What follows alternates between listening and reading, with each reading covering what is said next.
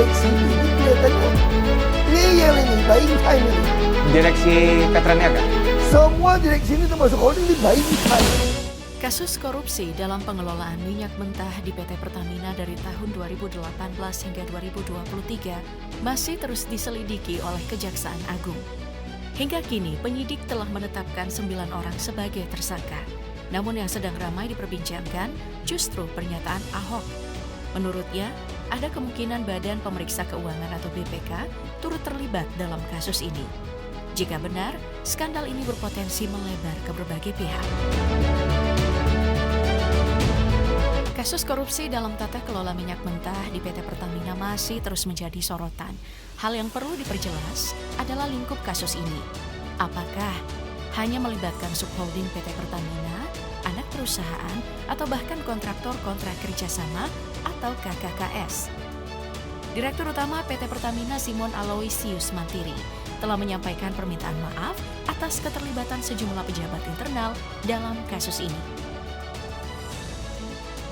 Skandal ini bermula dari kebijakan yang mewajibkan pemenuhan kebutuhan minyak mentah dalam negeri dengan mengutamakan pasokan dari sumber domestik. PT Pertamina pun memiliki kewajiban untuk terlebih dahulu mencari minyak bumi dari kontraktor dalam negeri sebelum mempertimbangkan impor. Namun, disinilah dugaan rekayasa terjadi. Sejumlah pejabat Pertamina diduga sengaja mengondisikan situasi agar produksi kilang dalam negeri tidak terserap sepenuhnya. Mereka yang diduga terlibat antara lain Rifa Siahaan, Direktur Utama PT Pertamina Patraniaga, Sani Dinar Saifuddin, Direktur Feedstock and Product Optimization PT Pertamina International, dan Agus Purwono, Vice President Feedstock Management PT Kilang Pertamina International. Dalam rapat optimalisasi hilir, mereka diduga menyusun skenario yang menjadi dasar bagi penurunan produksi kilang. Akibatnya, minyak bumi dari dalam negeri tidak terserap sepenuhnya, sehingga membuka celah bagi impor. Rekayasa dalam rapat optimalisasi hilir membuat pemenuhan kebutuhan minyak mentah dan produk kilang lebih mengandalkan impor. Produksi minyak dalam negeri justru ditolak dengan alasan spesifikasi tidak sesuai dan nilai ekonomis rendah, sehingga harus diekspor. Kolusi antara subholding Pertamina dan broker pun terjadi. Rifa Siahaan membeli RON 90 atau Pertalite, lalu melakukan blending di storage PT Orbit Terminal Merak milik Muhammad Keri Adrianto Riza, putra Riza Halid, agar menjadi RON 92. Selain itu, Yoki Firnandi, Dirut PT Pertamina International Shipping, diduga melakukan markup harga sebesar 13-15%. Dengan keuntungan juga mengalir ke MK. Sementara itu, Dimas Werhaspati dan Gading Ramadan Judo berkomunikasi dengan Agus Purwono untuk menaikkan harga meski syarat belum terpenuhi. Skandal ini menunjukkan praktik pengondisian sistematis, dari manipulasi produksi hingga permainan harga. Kejaksaan Agung kembali menangkap 2 pejabat Pertamina yakni Maya Kusmaya, Direktur Pemasaran Pusat dan Niaga, serta Edward Korn, VP Trading Operation Pertamina Patraniaga. Keduanya diduga terlibat dalam skandal pembelian bahan bakar RON 90 dengan harga RON 92. Jika ditelaah lebih dalam, modus yang digunakan dalam kasus ini sebenarnya bukan hal baru. Pola korupsi seperti penggelembungan harga proyek, suap, dan penyalahgunaan wewenang telah lama menjadi kritik di industri migas. Yang masih menjadi pertanyaan besar adalah berapa besar aliran dana hasil markup ini dan kemana saja mengalirnya. Investigasi terbaru Kejaksaan Agung mengungkap bahwa potensi kerugian negara bisa mencapai 980 triliun rupiah. Mari kita bandingkan angka ini dengan kebutuhan masyarakat. Jika dana sebesar ini digunakan untuk menggratiskan BBM dengan asumsi konsumsi harian nasional sekitar 200 juta liter dan harga Pertalite 10.000 per liter, maka seluruh rakyat Indonesia bisa menikmati BBM gratis selama lebih dari 1 tahun. Atau, jika setiap orang miskin ekstrim menerima bantuan 500.000 per bulan, dana ini bisa membantu 155 juta orang miskin selama setahun penuh. Setara dengan hampir setengah populasi Indonesia. Artinya, korupsi ini bukan sekadar soal angka, tetapi dampaknya bisa mengentaskan kemiskinan ekstrim berkali-kali lipat. Seperti yang telah disebutkan sebelumnya, Kejaksaan Agung telah menahan 9 tersangka dalam kasus ini. Namun apakah ada keterlibatan pejabat atau petinggi negara? Itu masih menjadi pertanyaan yang tengah didalami. Yang menarik perhatian publik adalah pernyataan Ahok dalam potongan video yang kini viral. Mantan Komisaris Utama Pertamina itu menyatakan kesediaannya untuk memberikan keterangan kepada Kejaksaan Agung jika diperlukan. Dalam wawancara tersebut, Ahok tampak sangat bersemangat untuk membongkar praktik korupsi dalam tata kelola minyak mentah di tubuh Pertamina. Bahkan, ia mengklaim memiliki bukti kuat, termasuk notulensi rapat dan rekaman selama masa jabatannya. Jika benar, Ahok bisa menjadi saksi kunci yang memperkuat dugaan penyidik. Jika ternyata ia juga mengetahui praktik korupsi di luar kasus yang sedang diselidiki Kejaksaan Agung, informasi ini bisa semakin memperlebar penyelidikan. Salah satu isu krusial dalam kasus ini adalah dugaan pengoplosan BBM oleh Pertamina. Kejaksaan Agung menegaskan bahwa mereka menemukan bukti adanya praktik blending Pertalite dengan Pertamax di beberapa depo. Hasil pencampuran ini kemudian dijual dengan harga Pertamax yang jelas merugikan masyarakat.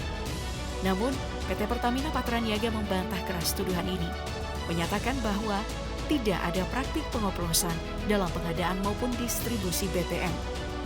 Pernyataan ini langsung dikontradiksi oleh Kejaksaan Agung yang menyebut bahwa keterangan saksi justru menguatkan dugaan praktik blending ini. Jika Ahok memiliki bukti kuat, keterangannya bisa menjadi kunci dalam mengungkap skandal ini. Kejaksaan Agung pun berpeluang mendalami apakah ada tindak pidana lain yang belum terungkap. Saat ini, Kejagung terus menelusuri kasus ini, menggeledah sejumlah anak perusahaan Pertamina serta pihak swasta terkait. Dari PT Orbit Terminal Merak, penyidik menyita hampir 100 dokumen.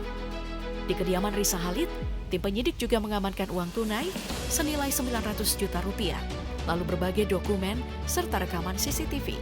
Dengan bukti yang terus bertambah, skandal ini berpotensi menyeret lebih banyak nama besar.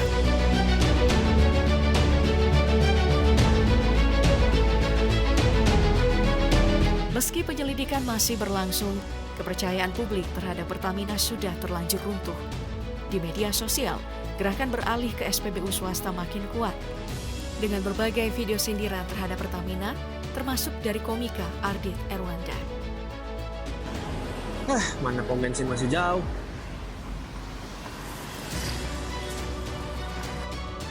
Efeknya, antrian panjang mulai terlihat di SPBU swasta seperti Shell.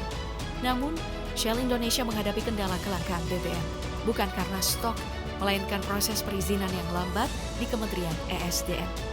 Hal ini sejalan dengan kritik Bintang Emon yang menyindir bahwa regulasi baru seringkali membebani SPBU swasta jika mereka lebih unggul. Ini ada peraturan baru ya. Setiap pembelian di luar SPBU kami selama pengisian customer-nya harus kayang. Saya 3 liter bang. Mulai dari harga yang harus lebih mahal dari BBM Pertamina hingga izin yang dipersulit. SPBU kita nggak rame aja kita diwajibin lebih mahal. Terus dari tempat izinnya beda, makanya kita kan nggak banyak. Presiden Prabowo Subianto menegaskan komitmennya untuk membersihkan Pertamina dari praktik korupsi. Kita bersihkan, kita tegakkan. Pokoknya membela kepentingan rakyat. Mahfud MD pun mendukung langkah tegas Kejagung dan Presiden dalam memberantas korupsi di tubuh Pertamina. Saya juga mengapresiasi bahwa Presiden membiarkan Kejaksaan Agung itu bekerja.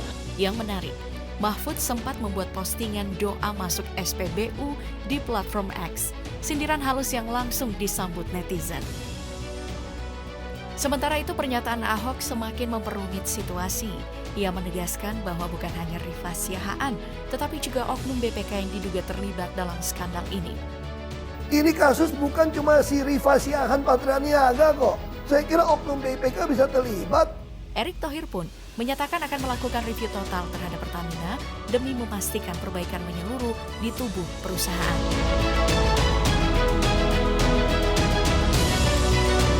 Apakah Erick Thohir benar-benar akan bersih-bersih di Pertamina? Itu masih harus kita tunggu. Namun pertanyaan yang lebih mendasar adalah, apakah upaya pemberantasan korupsi ini nyata atau hanya sekadar rotasi kekuasaan? Korupsi di Pertamina bukan hal yang baru. Dari mafia migas hingga markup proyek, skandal semacam ini terus berulang dengan modus operandi yang beragam. penggelembungan harga, suap, hingga penyalahgunaan wewenang. Bahkan dalam banyak kasus, skandal ini melibatkan pejabat tinggi pemerintahan dan pihak swasta. Pemerintah cenderung merespon dengan mencopot pejabat terkait dan menggantikannya dengan sosok baru. Namun, tanpa perubahan sistemik yang mendalam, pergantian pejabat justru membuka peluang bagi pola korupsi yang sama. Jika sistem tetap memberi celah, pejabat baru pun bisa mengulang praktik lama. Jadi, apakah kali ini benar-benar ada reformasi atau kita hanya akan melihat sandiwara baru dengan wajah-wajah berbeda?